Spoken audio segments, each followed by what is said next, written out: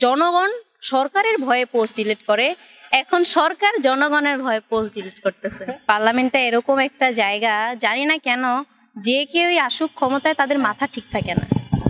এটা বিএমপি হোক, শেখ হাসিনা হোক, আওয়ামী লীগ হোক, নাহিদ হাসনাত হোক, জামায়াত হোক, ডক্টর ইউনূস হোক, যেই আসে কারো মাথায় ঠিক থাকে না পাওয়ার পরে। তাহলে এই টাকাগুলো সে যে নিতে চাইছিল, এগুলো আসলে কি করতে চাইছিল, কাদের দিতে চাচ্ছিল, এটাই আর কি আমার প্রশ্ন। আমার সরকারের কাছে এটাই প্রশ্ন যে হাস্যকর ব্যাপারটা যে তারা প্রধান উপদেষ্টা হয়ে সে এই ধরনের, মানে তার ভেরিফাইড ফেসবুক পেজ থেকে এই ধরনের পোস্ট আসছে, তাই তো। আর মানে জনগণ এটা খুবই, মানে এটা নিয়ে খুবই ফান করতেছে, এটা ট্রোল করার মতো বিষয়, একটা ট্রোল করার মতো বিষয়।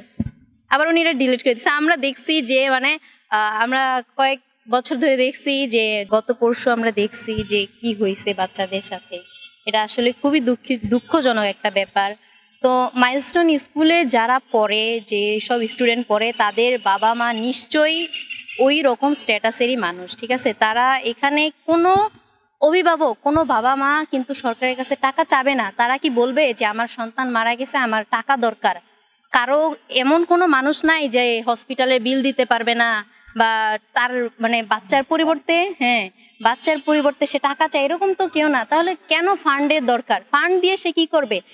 মানে জনগণ তো এখানে টাকা পয়সা চায় নাই তাদের কাছে, তাদের কাছে চাইছে একটা ক্ল্যারিটি, রক্ত চাইছে এবং ক্ল্যারিটি চাইছে যে মানে এটা কিভাবে সম্ভব, কিভাবে হয়, একটা স্কুলে একটা প্লেন এসে কিভাবে পড়ে।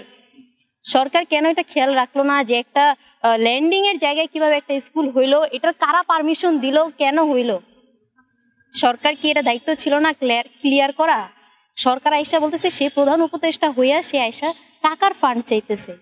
আর এটাই মানে এটা খুবই দুঃখজনক। এটা তো কেউই এক্সপেক্ট করে না সরকারের কাছ থেকে, উপদেষ্টাদের কাছ থেকে, এটা কেউ এক্সপেক্ট করে না। এটাই বলার ছিল, এটা খুবই দুঃখজনক।